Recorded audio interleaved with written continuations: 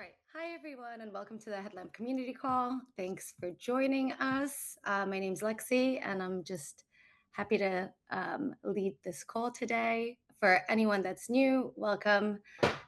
These calls are used for updates and demos and just getting feedback from our community. So since we are a small group, we could do a quick round of intros to get to know each other better, especially me since I'm a newbie here as well. Just share your name and where you're from and what brings you here, whether you're contributing or using Headlamp or just curious. So I guess I will start. My name is Lexi. I work at Microsoft, and I focus on open source communities, their strategy, and support projects and events. So I've known for Headlamp for quite a while, since the inception, but I'm still pretty new to working closely with the community and just getting to know the project a little bit better. So yeah, I'm still learning, but yeah, I'm just appreciative to be here and getting to know all of you.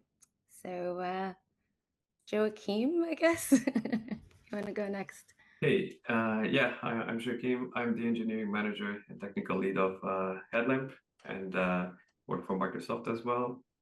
And usually I am driving the calls. This time we have Lexi here, which I'm happy for. And next one can be, this is my list. The next one is Fabian. Maybe Fabian, you can go. Yeah, hi. So I work at Swisscom. I'm based in Zurich. I work in the team that does the network automation for the 5G core, and we want to use Headlamp there to visualize our networks. We've done a small contribution, just a minor one, and at the moment I'm developing in the map view CRD views, so adding CRDs there. And would like to do a merge request soon for that. But yeah, that's it for me. So I named the next one Pratik Chandra. Do you want to go next? Hello. Sorry for the background noise. So I'm from India. I'm currently an undergraduate student, third year. I'm here to contribute basically. I have two PRs up right now, and one of them is merged today itself. So I found Headlamp a few days before, and it's quite interesting to be honest. And I love the UI of the Headlamp also, and how it just gives you a GUI to visualize all the Kubernetes resources you are using in your cluster. So that's quite interesting from my point of view. So that's why I'm here. Thank you.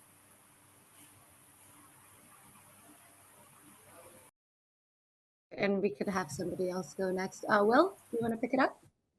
Sure, I can go next. My name is Will Case. I work with Lexi and Joachim. I am the PM for Headlamp and just excited to be on the call. Thanks. And Oleg, you want to continue? Yeah, I'm not last. Nice. Hi, I'm Oleg. I'm a member of the development team at Headlamp. I'll keep it at that. Thank you. Vincent, want to go next? Sure. Hi, I'm Vincent. I'm also a dev on the Headlamp team, and excited to hear from you guys. Great. Maybe Renee?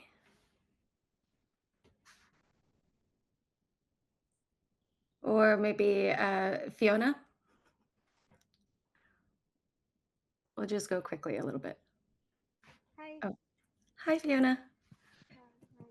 My name is Fiona. I am joining Headlamp meeting for the first time. Okay, so currently I'm waiting. Maybe you have to raise your volume or the microphone volume, I guess. Fiona. Yeah, I think it's full. I'm on my phone. Can you hear me now? Slightly better.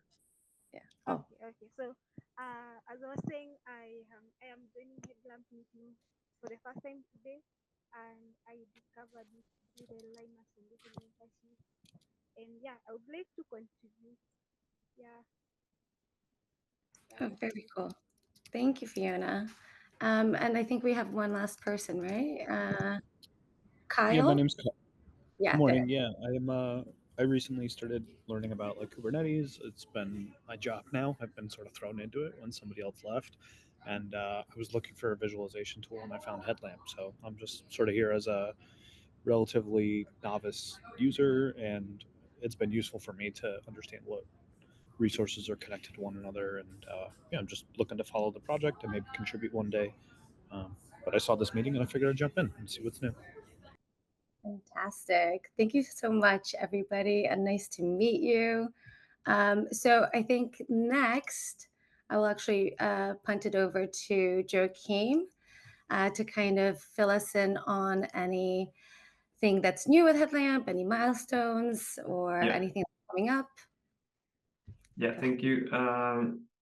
And by the way, I think Renee didn't introduce because probably there are problems with the audio from what it looks from here.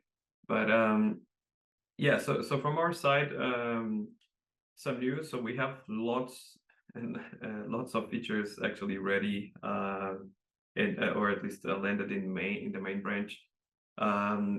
We have not had a release since March, so we during the April one we had KubeCon and everything, so some vacation in the team. So we decided not to have one. The one right now, we are now in the process of starting the release. So we're aiming for next week. And okay, sorry, was making sure it's not muted. So we're aiming for next week, and since we have quite a few things to test, of course, just hopefully everything will be fine. And but yeah, next week should be the date where we have the 0.31 version.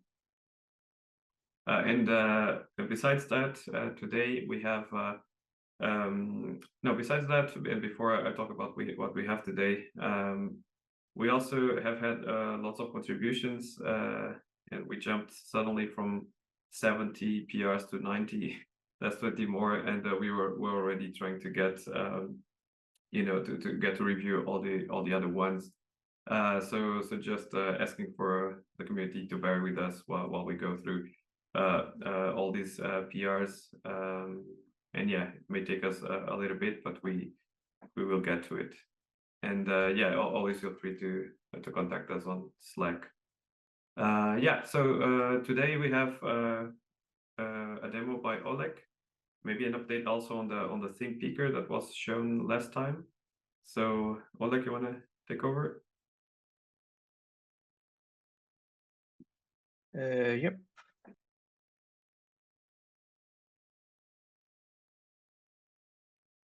Like I feel like Zoom changes the share screen every time I use it.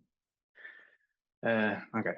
So first things first, let me show you the 1 second, Oleg, like last time, there's a small window showing up on top. Okay, now it's actually better. Now we can see the whole interface. Okay, now it's good. Thank you. Okay. First thing, I'm gonna show you a new theme picker that was contributed by an external contributor. His name is Alan Slomsky. I hope I pronounced that right. And yeah, it's a little nice visual way to see all the new themes that we have. That's pretty exciting. Always happy to see new contributors adding. Yeah, just a quick context. Before we had like a drop-down picker for the theme. That's what happened before, and now you can actually see all the themes one by one, side by side, kind of inspired in other existing UIs. I guess we know about GitHub, for example, but the thing is that now it's just slightly easier to understand what themes are available and to pick them from a larger section than from the drop down. Yeah, we have like a drop down like this, like a language, but for themes. And yeah, let me show you the new feature that's called Advanced Search. It's called beta because we're still kind of working on it and figuring all the details for it. But the concept behind the advanced search is that it's currently hard to find find things in your cluster. We added a global search in the navbar, which searches stuff by name.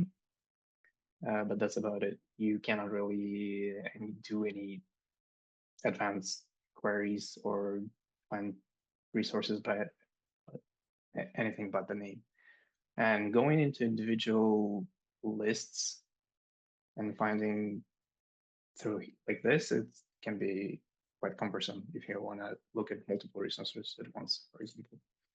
So this is where the advanced search feature comes in. It allows you to select any kind of resource you have in the cluster. So this is something that we haven't had before. Currently, we only display resources that are supported, and the rest is like in custom resources. But over here, you have everything in one place. So you have like your typical stuff, like nodes, pods, but also all the custom resources in the cluster.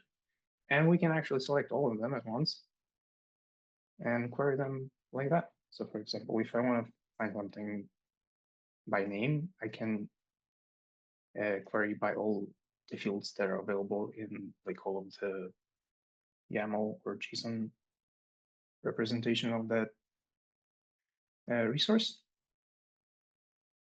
And I can also have the suggestions because this editor has the context of the whole cluster, and it can suggest you all the possible values, all the possible fields of all the resources. So for example, if I search by core DNS, it shows me all the resources. You'll notice here that some of the links are not available. So for example, this add-on, we don't support showing it. Like we don't have a dedicated view for this kind of resource. So you can open it as a YAML to just get a quick glance at this particular resource. There is also ability to filter by namespace if you want to limit your search to just particular namespace. And let me show you some other examples that are a bit more exciting than just the name. So we can search by labels. So any label in any resource is searchable. One thing that's really nice here is that it gives you suggestions because you might not know what kind of labels you have in your cluster, but this search is fully aware of everything.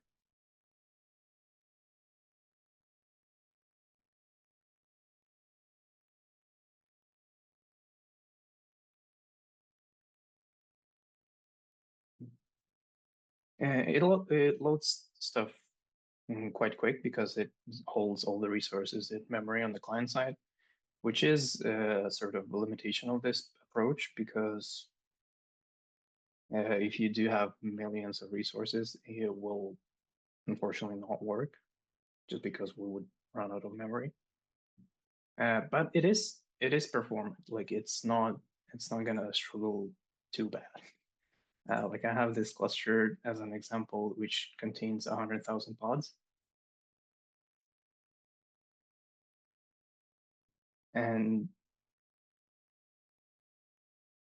let's wait for it to load.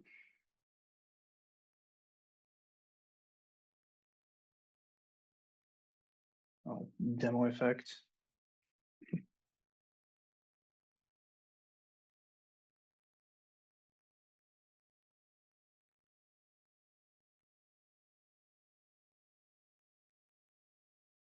Yeah, all right. Well, maybe it doesn't work yet. But yeah, it scales fine with decently sized clusters, but with the really big clusters, it's not going to be able to perform search. So that's the advanced search. It's about to be shipped in the new version. We do have a couple more ideas how to improve this. So let me show you some ideas we had with how to incorporate AI in here.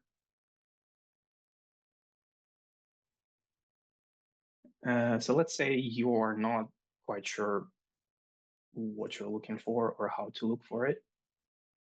You can convert from natural language into a query using AI. So you can type in something generic and convert it. Since we have a context of the whole cluster, we can send it to AI and it will form a query that is relevant to this cluster. So in this cluster, I don't think I have any failing pods, so that's not a really good demo. But you get the idea, like the generation of the full query from natural language can be quite powerful, especially for new users.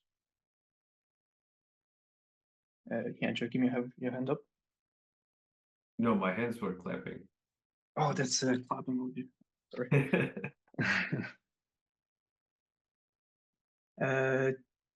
And yeah, I think that's it for the advanced search. Anyone has any questions? Yeah, could I ask? Oh, Tyler, you. Yeah, sorry. You mentioned that this that the model has context from all of the services that are running. Is this like a client side model that's running? Like if my employer is concerned about our YAML files being shipped to a model somewhere, is this something that I probably shouldn't use yet? So this AI feature is not something we're going to ship yet. Okay. Which model it uses, it's still not clear what kind of solution we're going to go over here with. So this is just a demonstration of what kind of things will be possible with this in the future. Okay, cool. Yeah, it's a, let me chime in just on your answer, Oleg. So the idea with the AI stuff, at least like Oleg said, we're not sure yet all the configuration stuff that will come with it, but the idea at least is that it's going to be bring your own model or API keys anyway. So this means that if you have an AI that you trust, that's the one that you'll be using rather than something that we will impose you. That's at least how we're picturing it.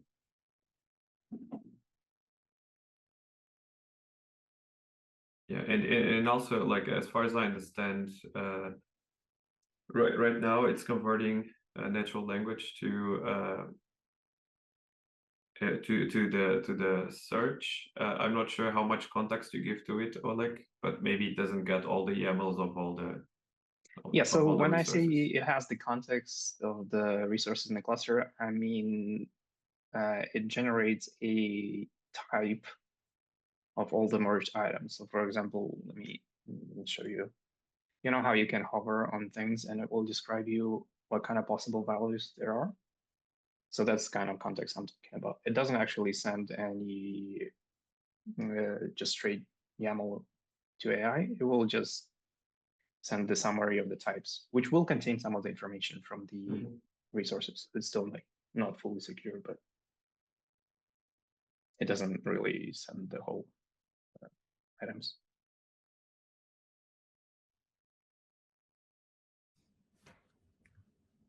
Great. Does anybody have any other questions for Oleg? Just small thing. I assume you'll add that also to the main search bar at the top, or is that also an idea in the future? Because it could be confusing to have two searches, right? So once it's not in beta anymore, add it to the top search bar.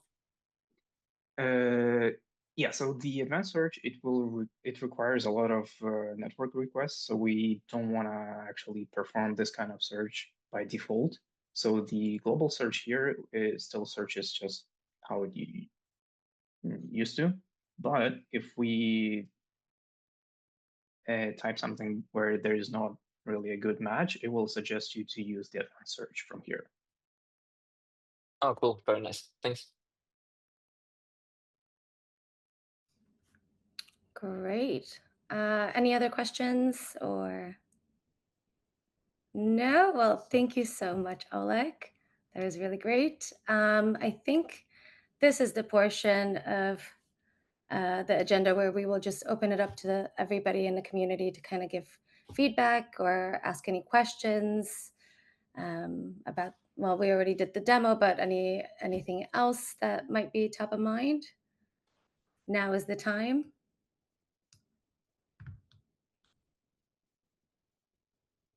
Okay. Not a specific question. If you want, I can quickly show the CRD on the maps. I don't know if this is something you anyways already have internally, or would you be interested that I make an MR for this, or I can also make a quick demo if this is wished. Yeah, that would be awesome. Thumbs up. Okay, let me. Can you share? Are you able to? Damn, I don't think so.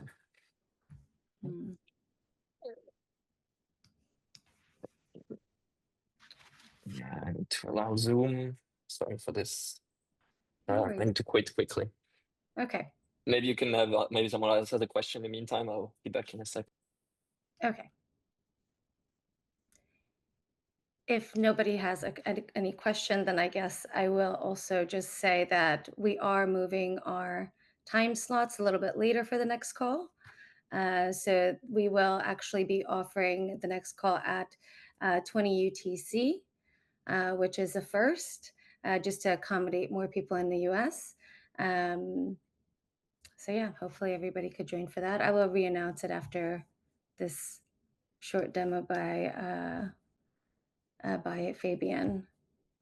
Does anybody else have any other questions or any input? I can say something if nobody has anything. So right now we're in the process of doing the next Linux Foundation mentorships, and we're gonna have a couple of projects there. So probably some of the people in the call know about that, but just wanted to mention that. And yeah, and I think we already had a couple of projects in May, mainly led by Rene and others in the team, and I think that's was a very successful experience. So we're going to do it in this new cycle as well. Okay, so I think Fabienne is ready. Yep. Share my screen. I assume you can see my screen, right? Otherwise, let me know. So here you can see I just have it running locally. You can see that now here we added the custom resource. So we have a drop down where you can see the different groups. So for example, the metal LB ones, I can list them. And now you can see, I can see here, for example, the BFT profile, BGP peers. And when I click on it, I also have the details view here. So it's basically just this add-on to have the custom resources here and then to see them. So here we reuse the same view that you already have in the custom resources. So the same details view. We just had to do some little change. It seems like in the code, it didn't work from the beginning, this details view. So I had to do some small changes, but I'm not 100% sure if it's the correct way. So it would be great to get a feedback there. I don't know if there's any questions about this view. This looks awesome. This is pretty much how we would implement it. Yeah, it's great. Okay. Yeah, it looks pretty cool, and I think the details view is also how we are showing the custom resources, because I see there's a couple of data in the details that is not just the primary stuff coming from the metadata. So I guess those are the additional painted columns. That's what we are doing for the other views. Yeah, I reuse the same view that you can see here when I go to a BFD profile. So that's the same view. Yeah, pretty cool. Well, I have a question. Does it insert any edges between the custom resources? Or like no. I mean, if you have the parent relationship, it should also add the edges like you have them at the moment. If you have the owner reference, I mean, but not more. Okay, the custom resources. I don't think I have an example. No, I don't have an example on this cluster right now. Awesome. Oh no, actually this. Okay, I'll let you know about this, because these ones should actually have owner references. You're right, an IP address from the network.